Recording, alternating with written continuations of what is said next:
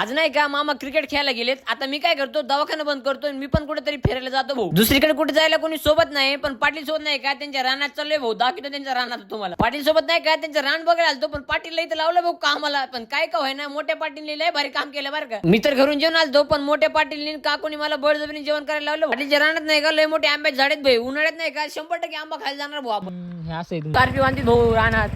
पाटील म्हणजे कसं आहे माहिती का, विचार आहे भाऊ. पाटीलच्या रानातून आलतोच तर ह्या नमुन्यांसोबत नाही का अजून चाललो भाऊ फिरायला. हे नाही का कुलतनगिरीचं मंदिर आहे, त्याच्या पाठीमागं जायचं भाऊ आम्हाला तळ बघायला. याच्या पाठीमागं नाही का तळ तर नाही, पण जंगल दिसायला भाऊ. इथं बेकार रस्ता नाही याचा. हे मौत को छू करके टक से वापस आ सकते, हम ऐसी रिक्स नहीं ले सकते, हमको रोज व्हिडिओ बनाना है भाई. तर हे बघा, हे तळ बघायला आलतो मी. हे तळ नाही का त्या मंदिरावर भारताच्या नकाशासारखं दिसतंय मन भाऊ, पण इथून काय बरोबर नाही दिसायला. तिथं जाऊन बघावं लागलं. बरं झालं आम्ही येताना नाही का रोहित भाऊची स्प्लेंडर आणली. आमची स्कूटी आणली असती ना 10 वेळेस तुटली असती भाऊ.